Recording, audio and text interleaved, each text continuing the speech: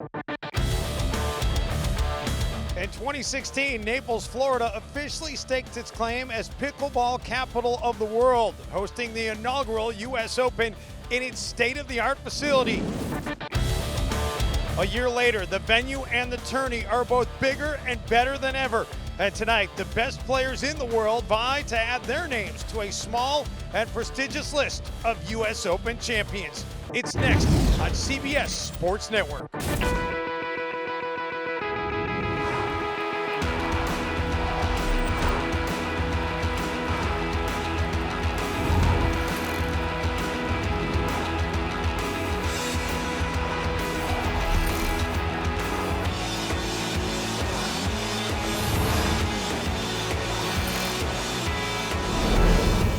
Places on earth as picturesque as Florida's Sun Coast, and on yet another Chamber of Commerce evening, the city of Naples is proud to add to its list of destinations East Naples Community Park, where tonight the world's only dedicated pickleball facility hosts Championship Saturday in front of a sold-out crowd. And CBS Sports Network is proud to be here for a second straight year for the Minto U.S. Open Pickleball Championships. Dave Benz hanging out with veteran pickleballers and veteran pickleball announcers, McCurley and Brian Staub. And Melissa, when you pull up to this park and you see this enormous shade structure, over $700,000 it costs to put it in, you realize how quickly this tournament has grown. Absolutely, and as people pulled up this week, they called it the Super Bowl of pickleball, is what it looked like and felt to them when they pulled up, and it's given such a great shade, reduced the temperatures in here, allowing more comfort for spectators and players.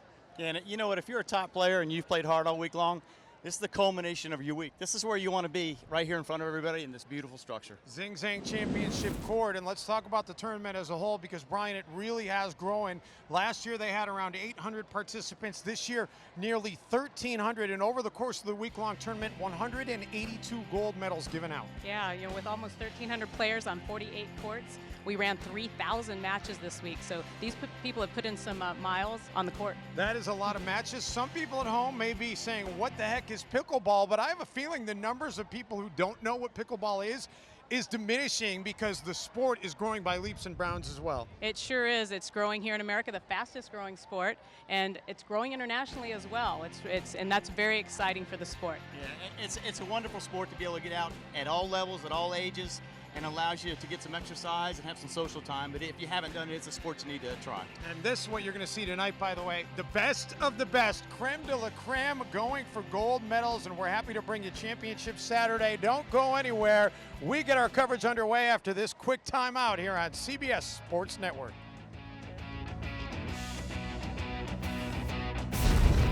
Minto U.S. Open Pickleball Championships on CBS Sports Network is sponsored by Latitude Margaritaville and Minto. Change your latitude to the active adult paradise of Latitude Margaritaville. By Naples Marco Island Everglades, Florida's Paradise Coast. By Zing Zang, not just another Bloody Mary mix. And by Paddle Tech, the official paddle of the U.S. Open Pickleball Championships. And back in beautiful Naples, Florida, as dusk is falling here in Naples. We are just about set for the men's doubles gold medal match in the pro division at the East Naples Community Park. And we are excited to bring you the coverage here on CBS Sports Network. And let's meet the players who will be participating in this men's pro championship. And out on the court right now, warming up, you see Matt Wright working out with his partner, Rafael Siebenschein. And Matt Wright out of Wichita, Kansas, only his 5th ever tournament in pickleball play, and he has already had some pretty good success in this tournament. And Rafael Siebenschein is originally from Switzerland, now calls Morgantown, West Virginia his home. He recently married Corinne Carr, who participated in the women's doubles championship earlier this evening here in Naples, Florida. And boy, he has really made the most of his pickleball time, even though he says he doesn't get to play as much as he likes since he's moved to Morgantown, West Virginia. Says he only gets to play about once per week. Getting a look at Kyle Yates, who is one of the young stars in this game. And Kyle Yates, a year ago, had some pretty good success with his teammate who he is also teaming up with here tonight, Dave Weinbach. And Weinbach, you see the resume for him here in this tournament. Already 2 golds and 1 silver for him so far this week here in Naples. Let's get a little bit into the rules, and what we're going to see here, Brian, is you consider pickleball, it's a game that goes to 11. Only the serving team can score, and you must win by 2, best 2 games out of 3 to win the gold medal. Yeah, you're going to see a lot of good playing today. They're going to control the ball at a very high level. And let's talk about the serve, because when you serve, you have to serve it underhand. It has to bounce off the serve before you can return it, and it also must bounce off the return before you can go into volley play. That's correct. So they will have a huge job today, because short or lack of depth on either of those shorts will be detrimental to either team. So they'll both work on hitting a serve that's deep. Although it's underhanded, it's got to be deep. And the returner serve has to be deep as well, or else both teams will take advantage of it. And then there's the area that's called the kitchen. It is the red area actually on the court, the area highlighted here on this graphic. You cannot go into the kitchen unless the ball bounces first in the kitchen. That's correct. And you're going to see a war today. You're going to see a war in the kitchen today, where the team that controls the kitchen line the best is going to win this match. This is not going to be a bunch of big ground strokes where people are cranking ground strokes from the baseline. This is going to be people using a lot of touch and a lot of hands, hitting a lot of dinks, moving the ball around, trying to get a ball that they can hit what they deem as up. So the kitchen is going to deem who wins this match today. Let's take a look at how we got here. Siebenschein and Wright, 11-2, 9-11, 11-5 over Farias and Johns. Meantime, Weinbach and Yates, 13-11, 11-9, and only 2 games in that other semifinal, Brian, but both of those semifinals were tightly contested. Yeah, without a doubt. You're getting to the point now where you're looking at the best players in the world, and they're all demonstrating the ability to hit a pickleball and do exactly. The team that controls pickleball the best actually wins the match, and I think that both matches were dictated by that very factor.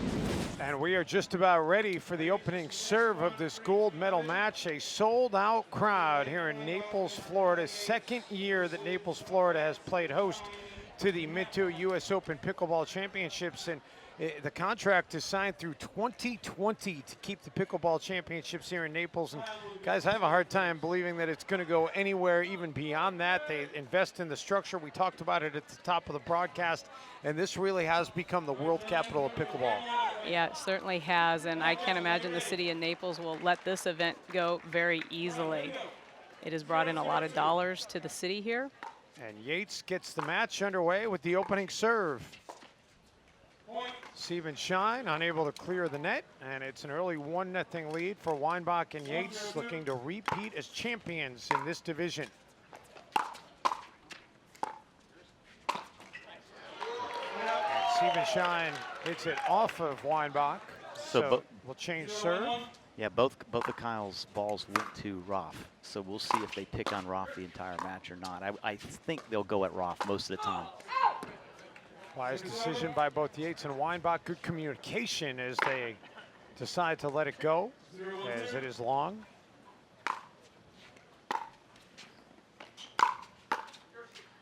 Kyle Yates played in the men's singles championship match earlier this week and lost to up-and-comer Ben Johns, just 18 years old, a high school senior.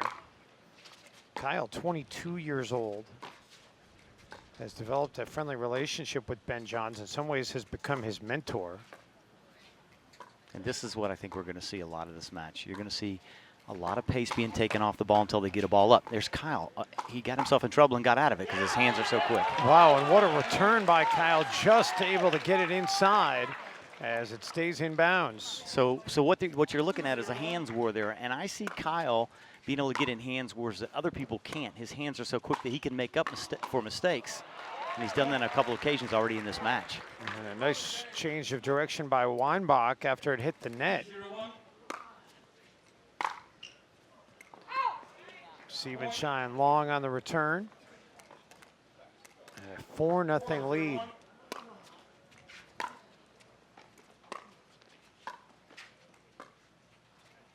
Comes back to the soft game again.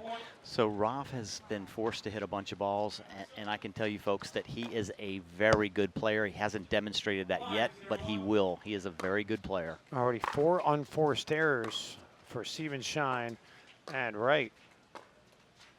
Again, Matt's not going to see a lot of balls. They'll go behind him a little bit. Quick reflexes there. That kind of looked like a table tennis move, didn't it? And that's what's going to happen. Raf's going to get a ball that's up, and he's going to hit it hard. And those guys, both Kyle and Dave, have the ability to hit that ball back past you. The strokes are short. There's an example of it. Their strokes are so short that you're trying to develop a lot of pace on the ball, so your stroke is a lot longer. And then when they get a ball and there's real crisp with a real short stroke, it goes past you before you can reload. It's amazing how much they can put on it with such a short stroke. Absolutely. And now they go to the dink game. Yeah, and that was a great play there by Kyle. He went down the line on that up. Well, but yeah, and Melissa, that's exactly what he did. He got the ball that he was looking for, and he intentionally hit it high. So in other words, if he hits the ball low, Matt can hit that ball at solid, but it's up out of his strike range, and then all of a sudden he's ready for the next ball. Siebenschein and Wright deciding this would be a good time to use their timeout, trying to stop the momentum here in Naples.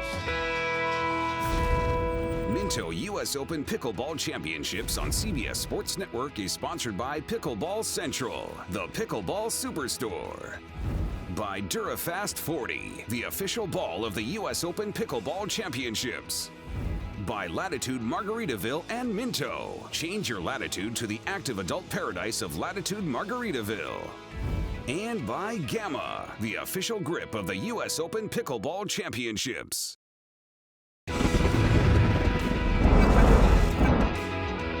A quick 7-0 lead here for Weinbach and Yates. The history of pickleball, it started in 1965 in the Pacific Northwest. The founders of the game had a dog named Pickles that was the original retriever of the ball, and that is a true story. That is how it became called pickleball, although it really has exploded over the last several years. As originally a sport more designed for seniors, but now more and more people of a younger age are embracing the sport as well. They certainly are, Dave. And I can confirm your pickle story. I have actually seen a picture of Pickles, the original Pickles. I thought I saw Pickles in here today. I think that was Pickles 2. Oh. Or maybe 3 or 4. Oh.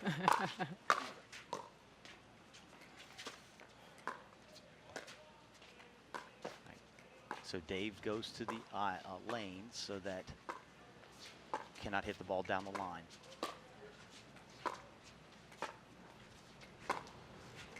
All part of the strategy. Dave unable to catch up with that one. Yeah, and I'm not sure Dave was expecting Rafael to come back to him cross court there.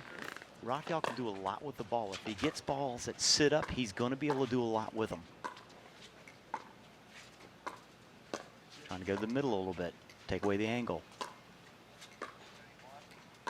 All 4 of these players showing great patience. So I've talked to some of the top players about Kyle. And I asked them, what are Kyle's weaknesses? And I heard from 2 separate people that his weaknesses are you got to play his partner. And somehow I don't think that's a weakness. I don't think so either, Brian. And that is just long. Kyle's had some pretty good partners here this week, one of them being his sister. Yeah. A very exciting moment here on championship court. Kyle makes all his partners good partners. He and his sister Sarah teamed up to win the mixed doubles 19+ championship earlier this week. And Sarah definitely held her own against some really tough players. So there you see Weinbach trying to go around the post, but unable to get it back in. And that is a legal shot here in pickleball. As long as it lands in bounds, it does not need to go over the net. Rafael's gotten a couple forehands recently. He's loosening up a little bit. Yeah, nice defense there. Siebenschein unable to keep it in bounds. 7-3-1.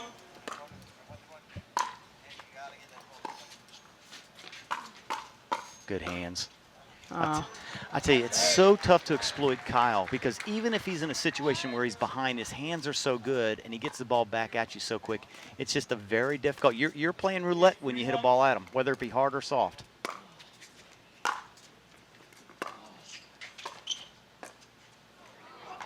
That time, Weinbach unable to clear the net. Yeah, we talked about both of them having table tennis experience. Kyle was the club table tennis champion at the University of Florida back in 2013.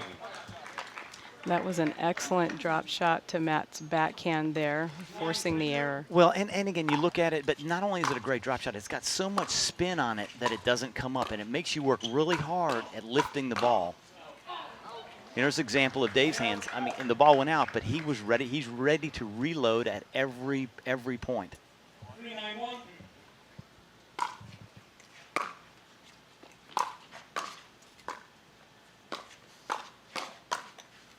Good hands. Wright unable to get it to clear the twine.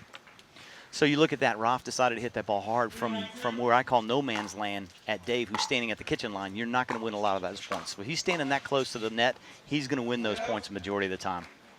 If you're trying to hit it from the no man's land, especially. Side out results in a change of serve. So Weinbach trying to get his team a point closer. Instead, it'll be side out, and now it'll be Yates to serve. 2 points away from taking game one. Wow, good forehand. That's some good defense by Weinbach. Really good and very nice by Kyle to get himself back up to the line. A better smash there, though, by Wright. And now the serve will change sides again. Kyle hit a good ball. I mean, the ball was hit, and Rafa got a hand on it and got the ball back. That's incredible hands.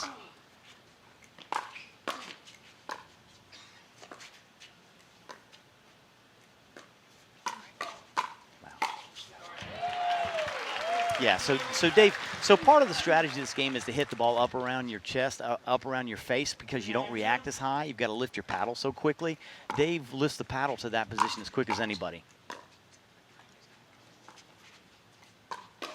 There it is again.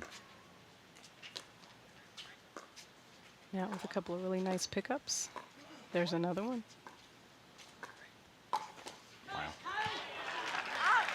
So now the serve will again change sides.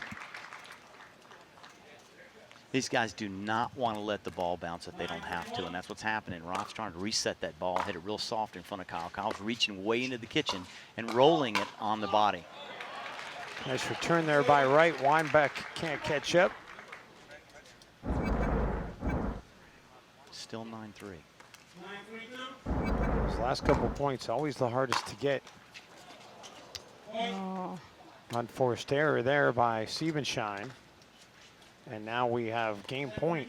Best 2 out of 3 here at Zing Zang Championship Court. Out. And the side judge calling that out.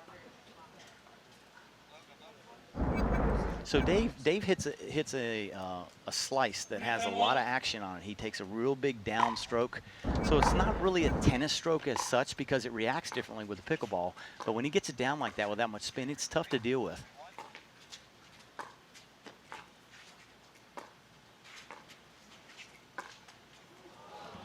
Siebenschein unable to clear the twine. Yeah, and I know Rafa does not want to get into a cross-court dinking battle with Kyle. Siebenschein originally from Switzerland, and Wright with the side out. And Kyle doing a really good job changing things up there. I think they thought they were going to get into another dink battle. Kyle Yates, who is a native of Naples, Florida, no doubt has a number of fans on hand trying to cheer him on to victory. You know, I've been watching Dave and Kyle for a bunch of years now, and they feed off each other. They start rolling, they start hitting the ball crisp, and they absolutely feed off each other. And they can roll through you, and you got to stem the tide and try to get back in there and get a run of your own. Credit Siebenschein and Wright here as they're hanging tough with their backs against the wall in game one. Oh, and he got... Kyle got crossed up. And look, he's wanting a little reaction from the crowd here. It's great to see these players having so much fun playing this game. It's been an exciting week. The fans have been great. The hosts have been great. I want to give a big shout out to Terry Graham and Chris Yvonne, who are the founders of this tournament, have done a terrific job. Tournament director Jim Ludwig. We would not be here without the vision of any of them. You were right about that, Dave. Have done a tremendous job here in Naples. And bringing some pretty big sponsors on board. Margaritaville coming on board this year. Of course, yeah. Minto's been on since the beginning. Deco Turf providing the official playing surface. And we talked about the shade structure, not so much in play now because it's given way to evening, but what a project it was to get this shade structure built. They didn't start building it until about 6 weeks ago. Siebenschein and Wright are not going quietly, are they?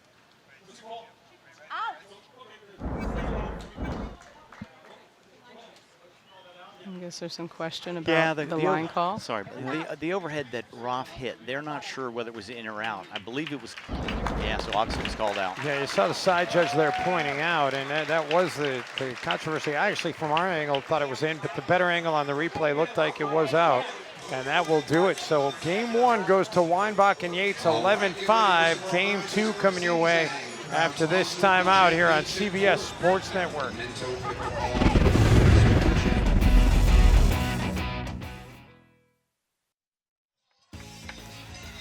Well, earlier here tonight at the Zing Zang Championship Court, a pretty impressive display as they displayed all the flags of the countries represented in this tournament, 15 countries in all, and it was quite a moment, everybody on their feet. It made it almost feel like the Olympics. Here's the numbers from that first game and the unforced errors for Siebenschein and Wright, ultimately their undoing.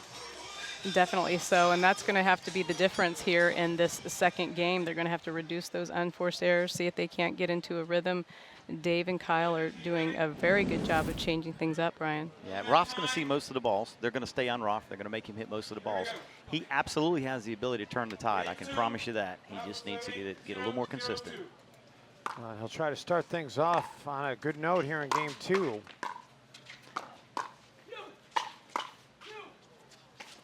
Oh. Kyle with the foul tip, and it will be the first point of the game going to Siebenschein and Wright. And therein lies the problem with Matt Wright and Raff. Matt wants to get to that ball. Now he's trying to take over. But the problem is when he drives that ball at Dave or Kyle, they're so quick with their hands. Now Matt's going to stir it up a little bit this game. He's not going to play the game the same way he played last game. He's going to take over and try to hit a lot more balls. We'll see how the hands do on the other side.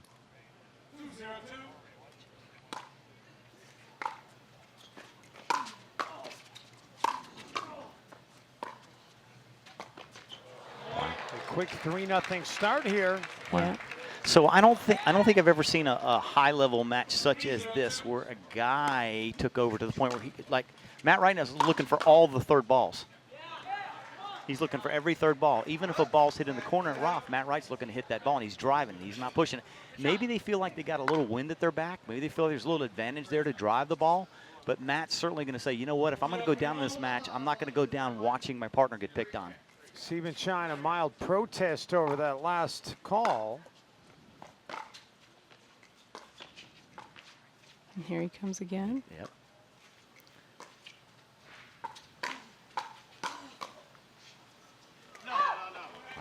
Wright was in position to track it down, but didn't need to as it's long. Yeah, Matt's gambling a little bit. He knows he needs to do that. He's gambling. He's saying, okay, I'm going to step out here, and if you're going to burn me, you're going to burn me. And that's exactly what he's done. He really is going after pretty much every ball at this Absolutely. point. Never seen it done at this level before. And the two guys he's playing, believe me, they know how to handle it. So we'll see if they can adjust. But right now, Matt Wright's definitely sped it up a little bit. He sure has. And you see that they're stacking here to keep him in that power position. It's a great get. Oh, excellent block. Good decision. They let it go long. And that gets the crowd fired up here. They got to be feeling it right now, Brian, where they've changed some strategy and they're seeing some results from it. Yeah, you know what? They've done a lot of work. They got 4 points to show for it. You know, there's a lot of set left. Let's see if they can maintain it. Great. That was a great pickup on the move. Wow. Kyle goes around the post and it pays off. Yeah, the wind's pushing to that side, so Kyle knows if he lets that ball go far enough wide, he's going to be able to hit that ball around the post on that side.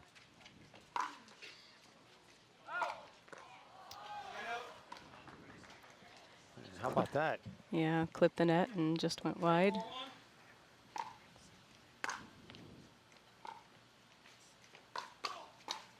Wow. Yeah. All four guys have fantastic hands, and that's a huge part of this game, especially at this level.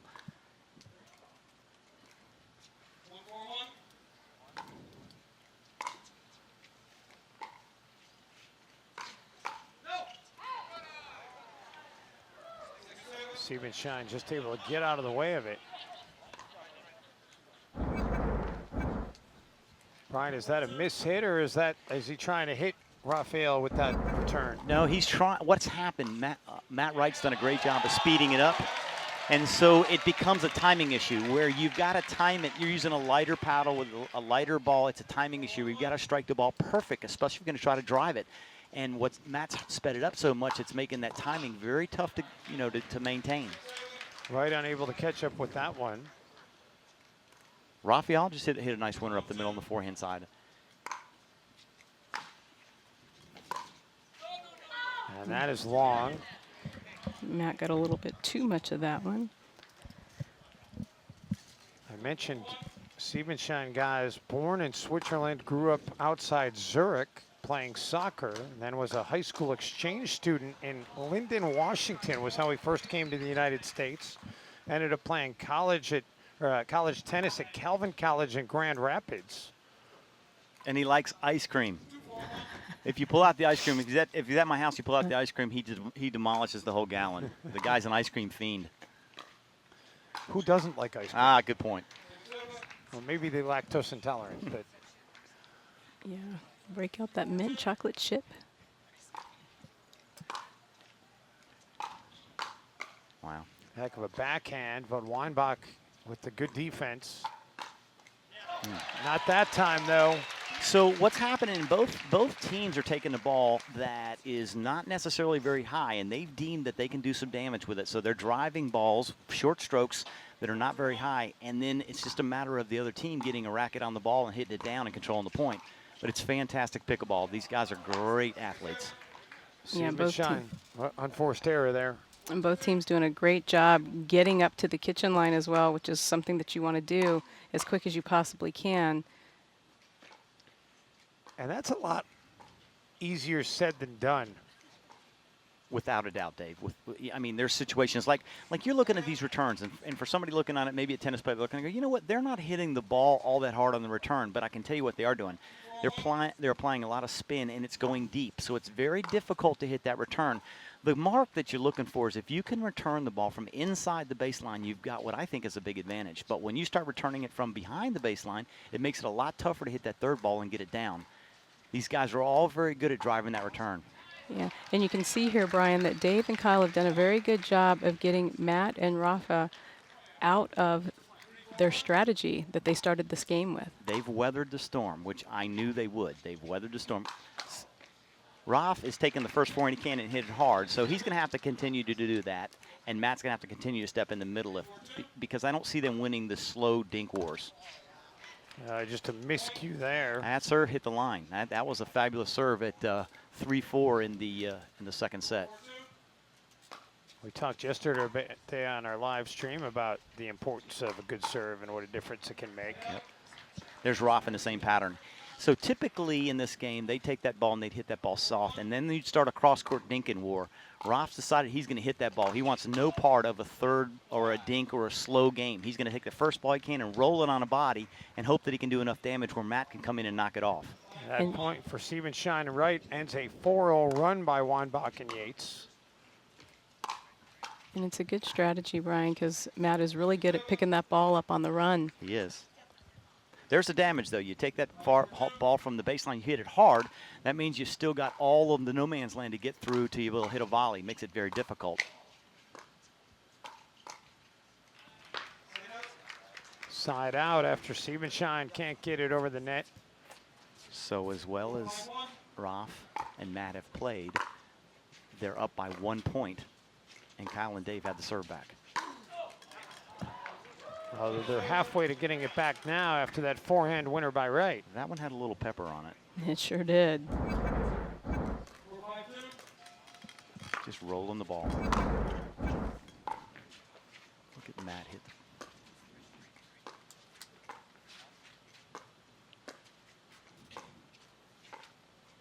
Yeah, this is what Dave and Kyle want.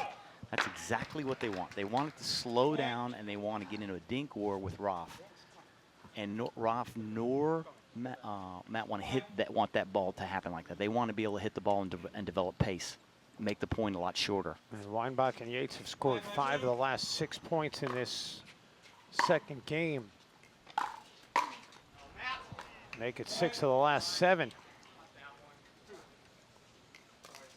And you know, Matt will be frustrated with himself there with that unforced error.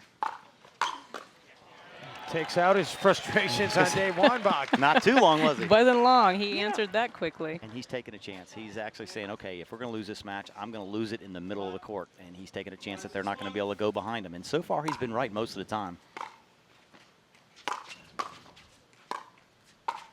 Yeah, so Raf's hitting the ball hard. There he is back on the baseline trying to get to. Now he's at the net.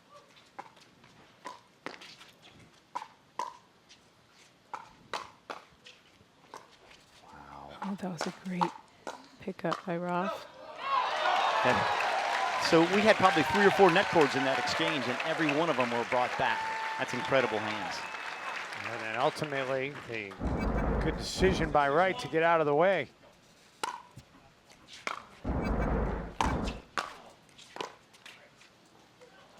Yeah, so in that situation, Matt's, I think, a little bit upset because he's deemed he wants the middle, he wants the forehand. Raf's got to come off that ball. Again, it is first 2-11. You must win by 2. Best 2 out of 3 will win gold.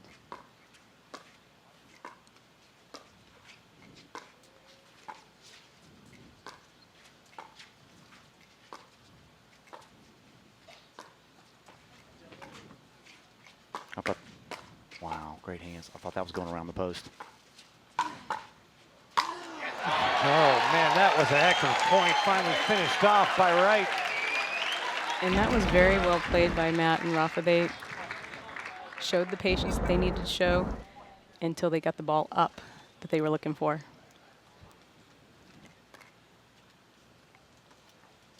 And you know, Brian, as we saw there, Rafa's not afraid to get back into that dink game with Kyle. No.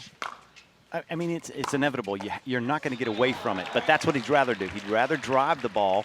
The only problem with driving it, when you drive it like that, you're taking all your time away as well. So if Kyle gets that ball back, you're hitting another ball from the baseline. So that's why they like to get it soft so they can get to the net. Unbelievable. Yeah, Matt Wright just hit that ball, and he stuck it and put it right on Dave. And Dave's getting full swing and hitting a winner the opposite direction. That's incredible hands. Really kind of left Siebenschein in no man's land as he was trying to make up the ground, yielded by Wright. And it's nobody's fault. That's just a great shot by Dave Weinbach. Oh, wow. And great hands by all players there, and then Dave just couldn't get out of the way of that one. Raf's got great hands as well. Yes, he does. And actually went inside out on that. Actually changed direction of the ball.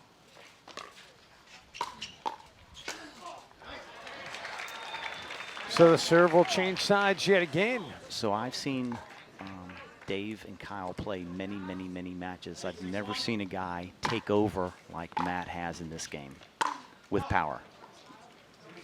Yeah, he has certainly been playing boldly all week long. Yeah, they have. These guys have the ability, these guys being Dave and Kyle, have the ability to take pace off, to neutralize that, and they haven't been able to do it to this point. Back-to-back serve opportunities wasted by Wright and Siebenschein.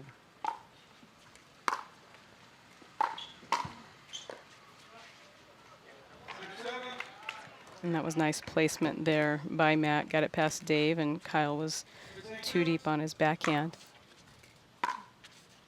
Nice deep ball, a lot of spin. Wright just covering so much ground. Yeah. He's standing on the tee. He is standing on the tee and saying, hit it past me. And that's exactly what the guy's doing. And it's amazing. And certainly he's got the momentum when he starts. After he hits the ball hard the first time, he's got the momentum. He doesn't want to come off that line, but doing a great job. Raf's trying to do the best he can as well. And he's got great hands as well. We just haven't seen it. Matt's got the ability to hit the ball pretty hard.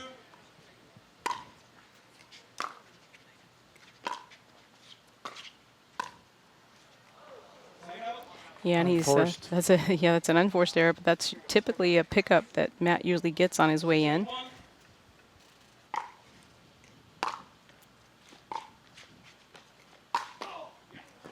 Weinbach hits it wide.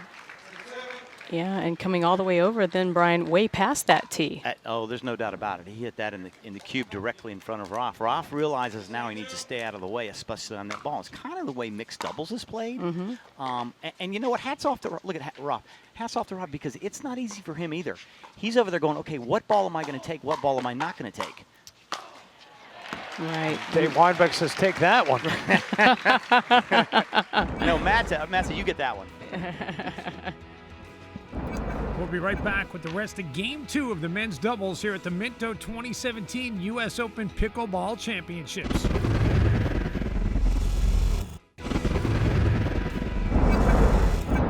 Welcome back to beautiful Naples, Florida, as we continue on with our coverage of the 2017 Minto U.S. Open Pickleball Championships. So back within a single point now at 8-7. Weinbach and Yates would love to close this out in 2 games. Yeah, this is close. This is they've weathered the storm many times, and here we are in a slow dink rally now.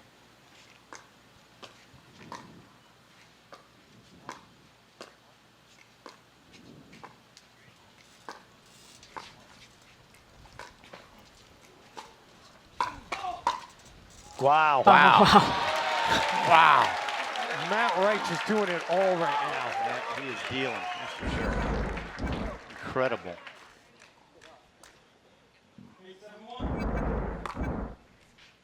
Got the serve back. Well, slow it down a little bit. Showing he can do a little bit of it all.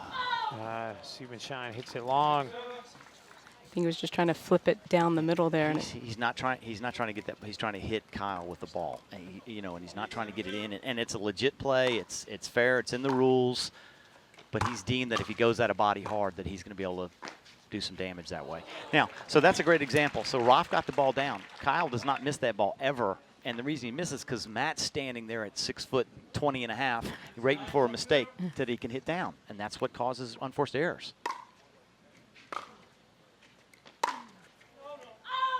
And that is called out just long. I think he'd like to have that forehand back. 7-9-1.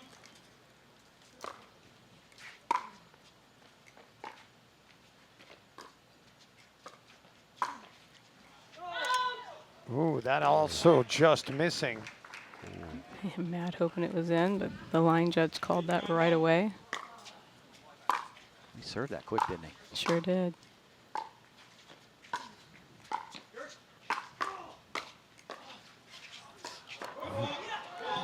Fell. Yeah, he got crossed up in the foot foul.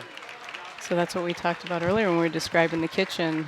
Matt got into the kitchen. And So here we are with all this unbelievable play by Matt Wright taking over. The score is 9-9. It's actually more of a hand foul than a foot foul as the Yeah. hand went down in the kitchen. right, and then the ball went off of his paddle while he was in there, still in the air. Guess what, folks? Yeah, it has certainly changed. 10-9. Game point. Match point. point here for Weinbach and Yates. That's how fast it happens. 10-9-1. And on one as well.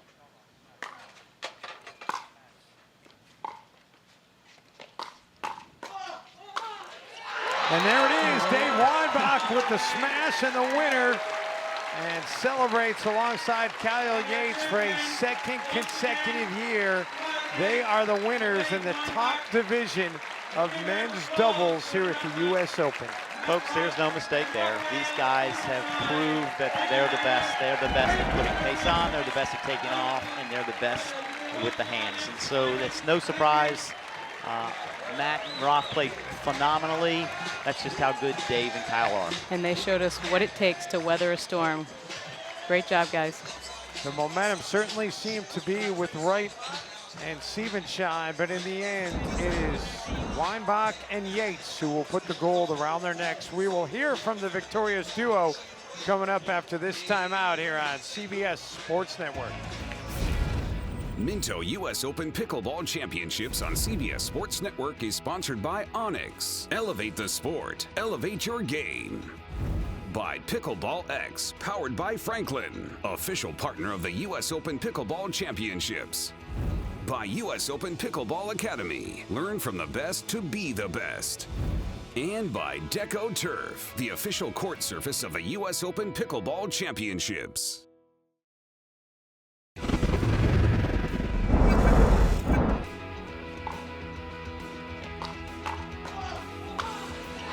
there it is, Dave Weinbach with the smash and the winner, and celebrates alongside Kyle Yates for a second consecutive year. They are the winners in the top division of men's doubles here at the U.S. Open. And back here in Naples, Florida, a straight games championship win for Yates and Weinbach as they win it not necessarily in easy fashion, but they hold on in a very difficult game two. You see some of the numbers here, the 36 unforced errors in the end, just too many to overcome for Wright and Siebenschein. And let's welcome in our gold medal winners. And with that, we want to have the medal presentation. Tanya Abrahamson from Minto Communities is here, the title sponsor of this event. Tanya, you can present the medals to our winners.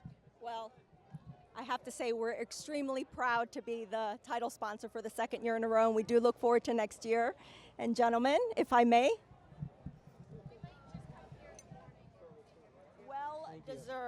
Well deserved.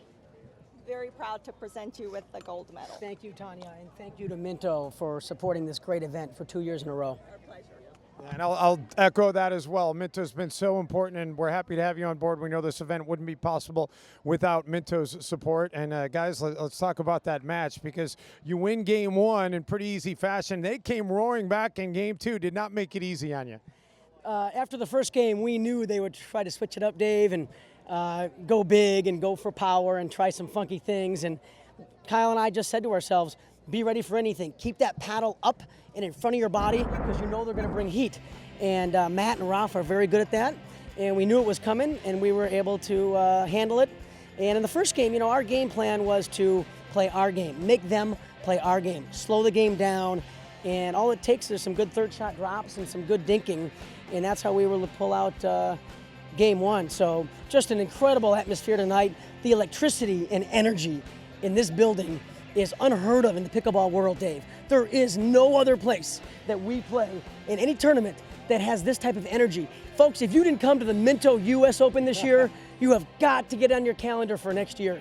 It is a fantastic event, and it even involved a flag presentation. That got the crowd going as well. And I know that you were nearly on the U.S. Olympic table tennis team. I know you're a former club champ at table tennis. So we talked about on the broadcast how much you guys have command of the paddle. Do you think that table tennis skill has helped you guys win this 2 years in a row? I think any racket sport does help a little bit in pickleball, but in pickleball, it's more of the mindset and the determination, not necessarily the skills of their hands that win. So I think Dave and I, we really focused on a game plan and we stuck to it, and I think it was our mindset that really won it for us. Kyle, I know we've talked to Simone Jardim, who's been fantastic, and she's another local here now that she's moved here. You've called this home as a native. What does it mean to be able to have so much success here in front of friends and family? Well, playing here last year was really special to have this caliber tournament in my hometown, and it just gets bigger every year, and it's clearly now Naples is the capital of, of pickleball of the world. So it's really neat that my hometown can really be proud of that, and this is where I started, and to bring it all here is really special. Congratulations to all of you. You two are terrific champions, and you're great ambassadors to the sport, and I know you'll have more success, and we'll be doing many more interviews over the years here at the Pickleball Championships. And with that, that's going to close out our coverage from Naples, Florida. I want to thank our entire CBS crew, and especially Brian Staub and Melissa McCurley, who were fantastic analysts all week long. For everybody here in Naples, Florida, I'm Dave Benz saying so long. Thanks for watching us here on CBS Sports Network.